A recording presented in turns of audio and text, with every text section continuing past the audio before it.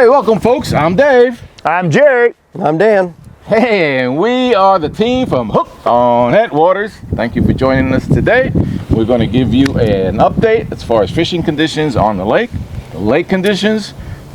Things are hot. It is prime time bass fishing time. It is. So these guys have been out on the water. They've got some good updates for you, so hang in there to the end. We got a nice story that Jerry's going to share with us today. We're going to go review topwater fishing, some topwater lures. Captain Dan's going to cover that. So without any further ado, I'm going to turn it over to Captain Jerry. What's going on? What's going on, man? It's fishing time. It is definitely fishing time. We have been, we've been everywhere. Yeah. We've been in Stick Marsh, we've been in Kenonsville, and we've been in Headwaters. I was in Kenonsville 3 or 4 times last week. Every trip in there, 8 pounds or bigger. Kind of moved out of there, went over to Stick Marsh and fished a little while. There's some fish in there right now. I haven't seen any giant fish in there, but a lot of 4 and 5 pound fish are in there. So they're hitting over there the same way. And then for the last 4 or 5 days, I've been in Headwaters. I fished with customers a few days back. Then I had my son one day, him and I went out, and then one day him and his girlfriend and I went out, and then we had customers today, and we're just smashing them in Headwaters. Yeah. Man, we're catching them. He's been sending me pictures, some nice fish. Catching them up to, actually it was kind of weird, you know, last week we were in there, we had that cold weather, and I had a husband and wife, second year with me, and she kept wanting to fish on the other side of the canal, and I'm like, no, just stay over here in the canal. These fish are in deeper water. It's cold. And we were catching them over there. Yeah. But she just kept wanting to go over in that 2.5, 3 foot of water. And I was like, you're not going to catch anything over there right now. I was wrong. Yeah. Listen to me. The first one I caught slipping was about a 7 pounder. And she was coming out of the canal as the morning got up and the sun got up. She was coming out of the canal into that spawning flat. She was, because they abandoned the beds, and she was headed back in that flat. And I was like, and I threw over there and hooked it and gave it to her, and she caught it, and then I was like, okay, you can fish over here. And then she ended up catching like, I don't know, 20 over there in that shallow water. Mm-hmm. So it was weird. As the morning got up, they started transitioning out of that deeper water right back up on the flats, and they were just prowling. But so it is the end of January doing this video. So the weather, and we've had some cold days, then we got some, it was 80 something. 86 the other day. One day last week it was 86. And we're about to hit with a cold front today, right? Right. Rolling through Passing through right now. as we speak. The weather's been, the temperatures have been up and down. The wind has changed now. It was southwest, and now it's coming out of the northwest today, so it's changed. What's that going to do? I don't think it's a big enough. What do you think, Dan? I don't think it's big enough that it's going to. I think right now these fish are on. I think this water temperature has cooled off and then got right back to where it needs to be. Okay. And these little bitty snaps, you know, might hurt them a little bit in the morning first thing, but as that sun gets up and that temperature warms up a little bit, they start coming out and prowling. And I don't think this one's going to be enough to even mess with them. Not this front here, I don't think. What I've found, and I've found it in years past, Jerry, you're alluding to it as well. So at those first initial fronts that are really harsh, it shuts them down for 4 or 5 days sometimes. Yes. Which happened right at Christmas, and when that water temperature gets in the 50s, it's trouble. Yeah. The week after Christmas, I was there. That's right. On a Tuesday after Christmas, and the water was 46 degrees, and we fished all day. Newsflash, guys, we don't always kill them at Headwaters. These guys, they fished hard, almost 8 hours and caught 4 fish. Yeah. That's right. So, you know, there you see a lot of stuff on social media, and we talk about a lot of catching fish, but you still got to work at Headwaters. You have to do it. Absolutely. The reason that a lot of us guides are there, it's like you on your home water.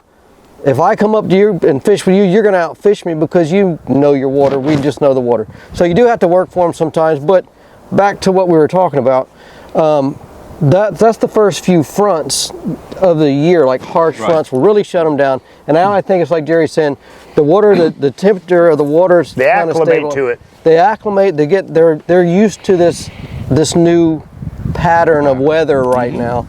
And I think things will be good. You know, last year it was like in the 40s air temperature wise one morning. Yeah, right. And I had about a 5-pounder blow up on a topwater plug. That's right. So, you know, it's okay. So once we're on into January, March, unless we get a long spell of really cold where it drops the water back into the 40s, I think we're going to be okay. Yeah, they're in full swing right now. Yeah. Full swing. Yeah, I've seen a few fish on beds. I'm hearing some guys that are seeing them on, but I haven't seen any that are really locked on yet. The ones I have seen that are kind of hovering close are all been little buck I can bass. tell you, everyone that we're catching female-wise, they're loaded. Yeah, so they're loaded. I don't think they've really had a good spawn yet, and this will last till March. late March. Yeah. Right.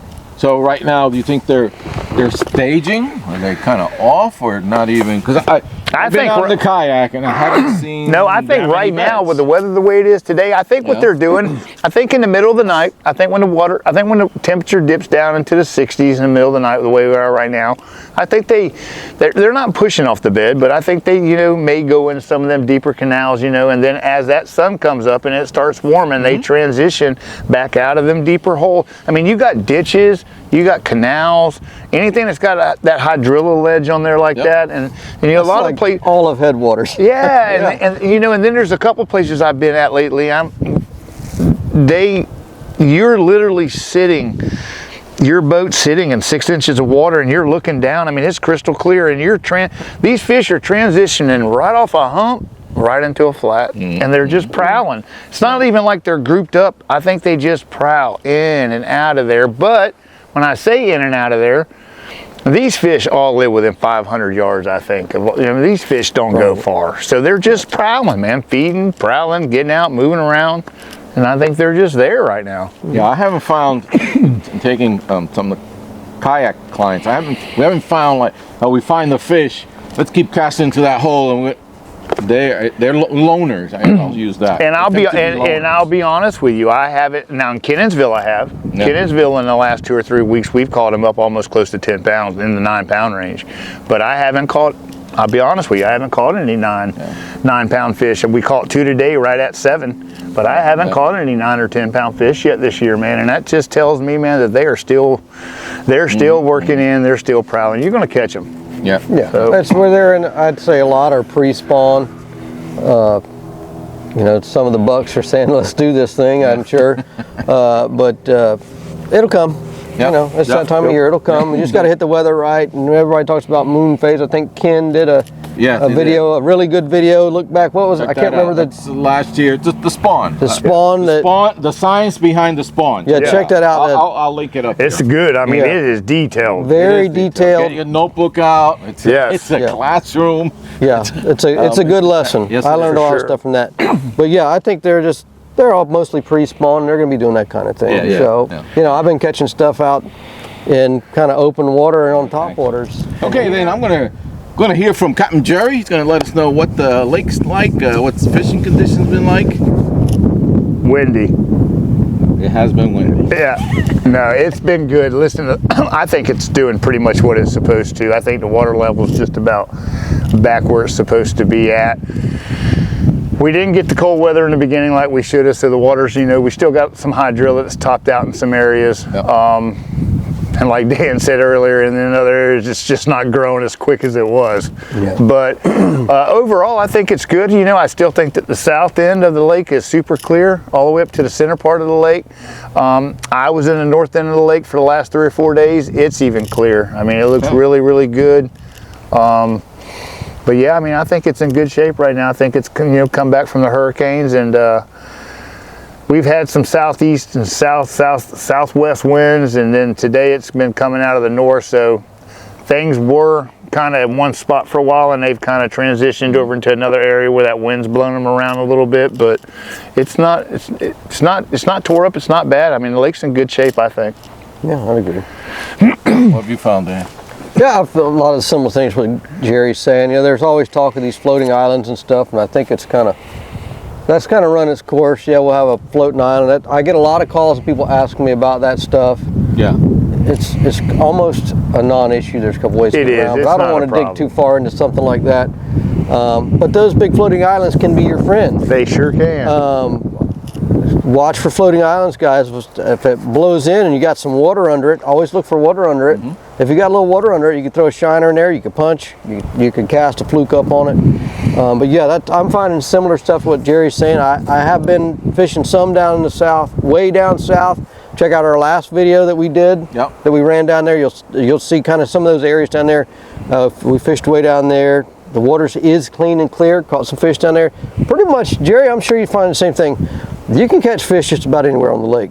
So what I do, and I'm sure Jerry does the same thing, is I look for areas with concentrations of fish. Something I've found recently, when you're catching fish, slow way down, fish the area thoroughly. And another one of the guys that we see out there, Aiden, he mentioned in the parking lot the other day, yeah, I've been catching them, saying the same thing, I've been catching them in slow down. And fish that area. And let me tell you something else too. Not only slow down your presentation with your bait, but slow down your boat. So yeah, that's what he was saying. That's what I'm saying. Slow down the boat. Slow down. Fish thoroughly in the area that you're in. Like Dave's good at that because he's a kayak guy. They can't go run 20 miles. So be thorough in the area you're fishing. So that is a good tip. That's how I've been getting them. The trip I had yesterday, I was fishing open water. I found a big pocket in some hydrilla. And my customer and his buddy, it was Bill and Kurt. Bill made the same exact cast, and I think it was 4 casts in a row. Boom. He caught a fish on a topwater plug, and I'll be talking about the topwater plugs here in a minute. So fish thoroughly in those areas. You move around, you get bit. Slow down, slow your boat down and fish that area thoroughly with whatever you're catching them on. And if you like artificial, same with definitely with shiners. And if shiners, listen, just look for corners, pockets. I'm a big corner fisherman. I like to find stuff where there's islands or pockets or bottlenecks or blow-throughs or something. But even I like to look for structure inside of the structure.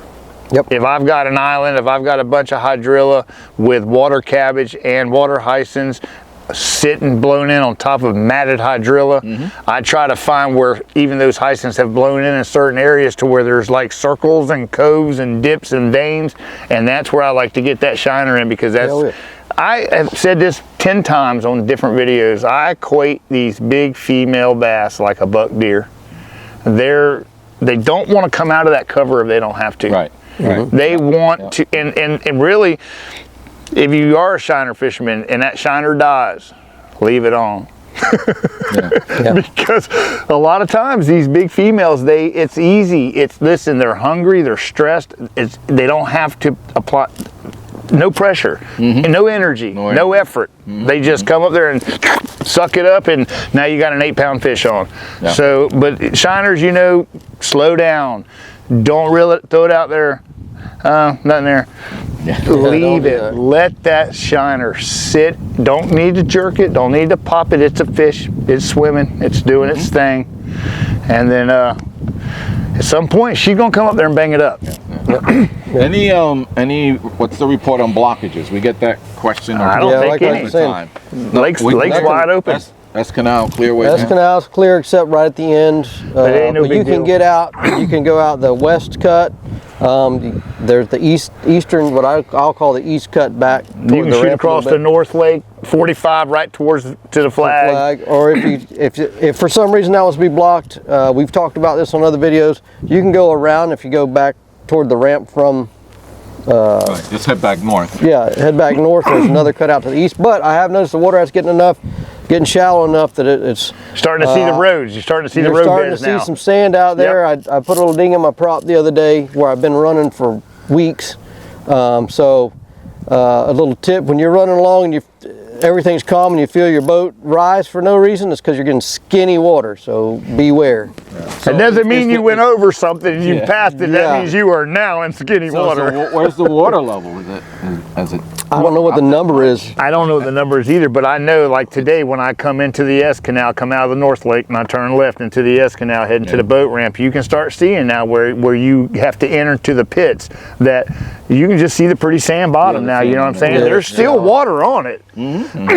But if you don't really know what you're doing, I mean, I run through there in places like that, but I'll jack plate up to number 4 and I'll trim up. Flats boat, so. And I have a flats boat, so I mean, I just right through there. Hey, just stay in the S canal. Yep. To the Or if you've got polarized glasses on and you see that, you know, you need to try to slow all the way down. Yeah. Idle across it. But again, if you're not comfortable, don't do it. Just stay in the S canal. I saw pontoon boats in there this week. You're good. Everybody can get in the lake right now. Yeah. Everybody. So now, Captain Dan's gonna share about Topwater. Topwater. Okay, so where shall I start? I can start with baits. Let's start with a rod. Since I said baits, I'll start with a rod. He has the nicest rod and reels. I don't have the nicest stuff, I can promise you. You will. So, I have decent quality tackle. So the action on my topwater rods or any treble hooked type bait is going to be a lighter action rod. This rod has got a real fast tip, soft action rod. Years ago I transitioned to all braid. And the reason I did that is it's just more forgiving in a lot of ways, and it's there's not as much stretch, which I like that in my topwaters. But then what I did is hopefully you can see this, I've got a very soft action rod. It's like a cushion or like a shock on your truck. A soft action rod, so I don't pull the hooks out of the fish. But I also am kind of picky. I tie a good long piece of fluorocarbon on with a line-to-line knot. I just feel like it gives me a better advantage. I don't get as much tangled line on my hooks with fluorocarbon as compared to straight Well, you braid. ain't kidding. That's an aggravation, especially a prop bait. It's terrible. You can't do it. It's almost impossible. It's almost impossible. So, tackle-wise, soft action rod with my braid. Now I'd use a little bit stouter rod if I was running all mono, but very soft action rod, faster tip so I can get some distance. Lately I have been doing better on my walking style baits. This happens to be a spook. It's a good bait. Yeah. Bone color. Bone color on the more overcast days. The brighter days I'll use more realistic or lifelike color. If I don't fall out of this chair, I got an old Lucky Craft Sammy here. That's a bad lure, folks, right there. The ones I was looking for some, Ow. yeah, we'll talk about those in a second. Okay, so that's an old Lucky Craft. I paid like $15 or $18, whatever, for that years ago. Nice bait. Check this guy out. Hold that one up there, Dave. That's really close, isn't it? Really close. This is a Bass Pro Shops lure. Difference is that one sits more tail down. This one sits more horizontal on the water. Pretty bait. Basically, a natural colored bait on clear days like this, and I like the bones on a more darker day for my walking baits. Another thing, so we got that. The pop R, I really like a pop R. I've been doing well on a pop R. I like a pop R better when we got a little breeze and some ripple on the water. The calmer it is, the quieter I like my topwater baits. But I have been catching more on topwaters. Yesterday, the guy in the back of the boat was throwing this, Kurt was throwing this, Bill was throwing that one, and Bill was getting them pretty good. And I switched Kurt over to the other one. So they just updated these. A little while back, yeah, that's a larger. A little larger, got a little more detail. Bigger hooks. Bigger eyes, bigger hooks. Bigger hooks, got a little They feather call on them. Pop R, something L. Or You think I'd know that, but I don't. So I'll link it below. Boy, been beat on, ain't it? A little bit. Just a little bit. Oh, Dad been getting them beat up. Yeah. I'm a little texture. So Yeah. that's pretty cool. Matter of One my fact, favorite. a little while back, the Solovita Fishing Club, Jerry and I were part of a little tournament from you guys. Shout out to the Solovita Fishing Club. Was that the winning bait? That Get out of here. It was the winning bait. Yeah. See that? Yep. Yeah. One of my favorites. Now, how do you compare this to like a creek chug or a chug bug?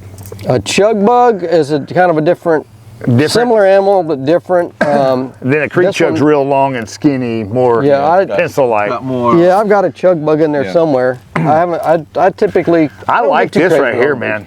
man. To be honest with you, I've never even used these, but I like the way that's made. Yeah. Yeah, I mean it's got the same scale pattern as I love that. the extra expensive one. But the hooks need to be changed, and I'll get into that in a second. Yeah. Also, the Freedom baits mischief minnow. Dave, you have to you check out this photo. I had a customer catch one that was 4-something pounds on this. It absolutely choked this lure. And held it. I mean, the whole thing was down at the head of the bait was down in the fish's mouth. We got good pictures on that. Yeah. So what's interesting about this bait, as you can see, there's a blade. It's just so weird looking, but it's interesting. The thing works. You can kind of slow reel it and the blade will spin and it'll kind of wobble a little bit. Or if you twitch it, what I found is this blade will come up and it throws water up. Yeah. But yeah, I mean, that fish choked it. You'll check out this photo. It's really cool. But the mischief minnow, this is part of the American Bait Works family. Yep. They're a channel sponsor. They have some good stuff, guys. Check them out. Net Baits, Scrum Frog, Halo Rods, and Freedom Baits with the mischief minnow. Really, and really don't cool. forget, if you use the Headwaters 15 coupon code, you get 15% off your entire purchase. That includes those lures, any terminal tackle, and all their rods and reels. So Headwaters 15, check that out. Use it. I'll link it below. Yep. So now let's talk hooks. As you hand it to you, you're like, ow. Yeah. So I run the Gamakatsu hooks. I'm not sponsored or anything. They're super good. No, but they're good hooks. These are sticky, sharp hooks. I know both you guys have found with a topwater plug. A lot of times you'll hook them all on. They'll be hooked on the, on the outside of the body, on the side. Yep. Sometimes they'll swat at a bait. And if you have like this one, I actually need to change the hooks on this. If you have the original hooks that aren't real sharp, the American Bait Works, Mischief Minnow, they have some really sharp hooks on those. Those are real good. No offense, Bass Pro, but these hooks are not top of the line, but they're not bad. They're not bad. If you got a few extra bucks, size of the hooks, I like the extra wide gap treble, but I get the short shank. If you get the long shank, a lot of times if the hooks on the bait, the way the bait is made, if they're too close together, say like a popar, and you get a long shank hook, the two hooks can tangle. Yeah, they'll tangle up together. Get you a little pair of split ring pliers, change out the hooks.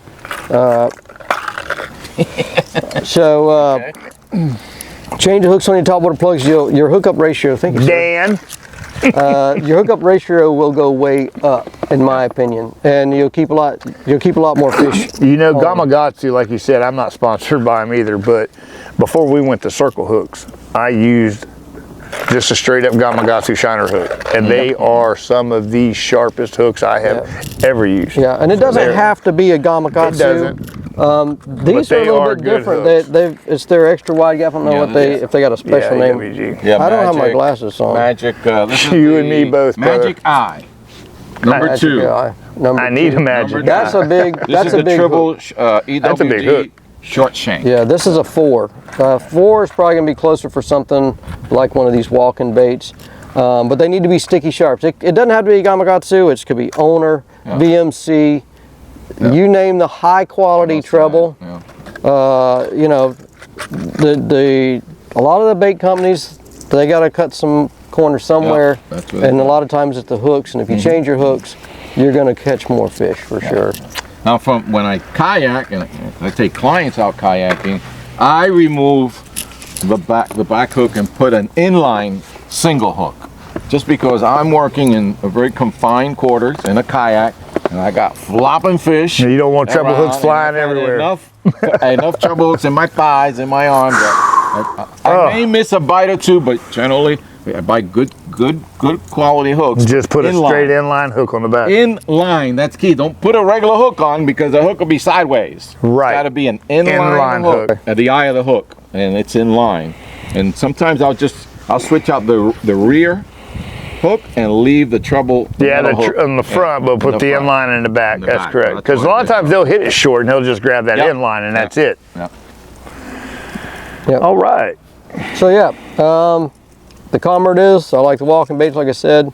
Also, these have different rattles. You can hear that. This particular bait here, I do like the head and spook. It's got a. You can hear that. That's nasty. Something quieter. So if I still feel like I need to throw a walking bait, but the wind gets up a little bit, then you can throw that a little bit higher. This guy, like we already talked about colors. But I feel like I need something a little more subtle. It's going to be a little bit quieter bait. That's a noisy bait. You think? Yeah, you can make a lot. You can make a noise with the bait itself. That one has a couple of rattles in it, but maybe we should probably do a on the water video with, you know, how to walk these baits, how I like to fish them, how I like to fish a pop art. Because you can make a bubble or you can make it spit and throw water. That's right. And I think there's good reasons to know how to do both. That's right. So that's about all I got on that day. Awesome. There you go. Topwater. My favorite. There's nothing like a topwater bite. It's just the visual. You know, that's why I'm addicted to shiner fishing, because they just come up and explode on it. I can't help it. It's not, listen, we can, if you can make them hit something else like that, I'll fish that. It doesn't have to be shiners. I just want that. We had one today that, I mean, it exploded, and as soon as she was pill and drag. Yeah. I mean, that to me, that's what it's about, right there. So we're planning a topwater video, you know, on the water, and do some fishing with topwater, and we'll bring that to you in the next within the next couple of weeks. So, well, Jerry had a really interesting event, or something happened to him. Good story here. So, Jerry. Yeah. So last week I was in Kenansville, Lake Kenansville, in my airboat on a trip, and I was in an area that I had been in since I was a kid. I mean, since I was 16, 17 years old, probably 18 years old. I've been here thousands of times right there, and I've never noticed this. So God is with me. He looks down and he says, there's a memorial there. And I was like, there's what? And he's like, there's a memorial. There's a tombstone there. And I was like, get out of here. So we ended up fishing, and then we got done fishing. I jumped out of the airboat and I moved the airboat, and sure enough, there was a memorial there from a guy. His name is Rod Saylor. I have the picture. You sent me the picture.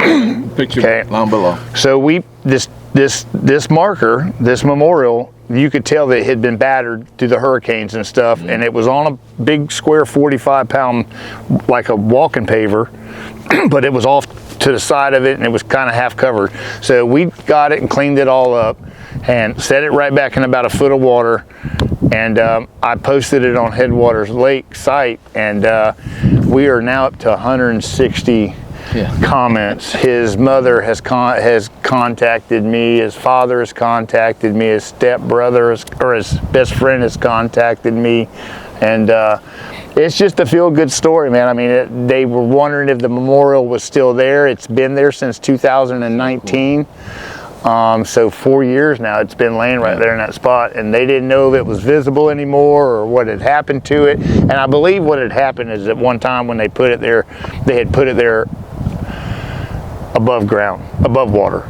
Right. And because of lake conditions, water low, high, low, and I think it probably got knocked over. And right now I think the water's probably about a foot higher than it should be in that area. And I think it was just submerged. But we got it out and cleaned it up. And I mean, his best friend sent me something saying, you know, he was my best friend and my mentor. And it's just, man, it's just, cool, you know, it just made me feel good that I did it, and then, you know, and put it on there, and his mother contacted me and everything. So he's out there now. I put it back where it was, and there you go.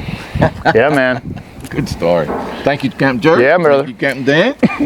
Quick kayak update. The kayak launch at Headwaters is bogged in. It's been bogged in, and I'm sure that is packed in there. If maybe a couple of phone calls to St. John Water Management and see if they'll clear. It is the official kayak launch. So right. It, you know, I would expect it for it to be maintained. It's not maintained. You could take a couple state airboats, a couple grappling hooks, you know, and you could probably start moving some of that stuff out of there. Oh no, it's that machine. My bad. Machine in there. So have you ever seen that machine? Yeah, I saw it out there going down the road. I don't know where they were working, but I saw it in the S Canal after the hurricane. It's crazy. It's like a little track hoe machine. It's crazy, man. But it just. Oh, you talking about the yellow one? Yeah. I saw the one that's got. It looks like. Look at me get all excited like a kid. Yeah. Dude, that thing's wild, man. But it'll clear a path. Phone calls to St. John there and see if we can get that cleared up. Nice phone calls. Nice calls. Don't be mean. Nice phone calls. Mean gets us nowhere around here. No. We just want to get it cleared. Maybe we can find out what the status is. Yeah. It is the official kayak launch. Correct. On the maps. Yep. You bring up any chart, any map, it's there. Kayak launch. Yep. You ain't launching no kayak from there unless you're hauling your stuff way, way, way down. Oh, it's about a quarter of a mile down there now before it clears up, so you can just walk down the dike and hit clean water. Yeah. So I've been taking clients to Stick Marsh and Garcia. So that's the update. So we're gonna wrap things up. We want to thank you guys for watching.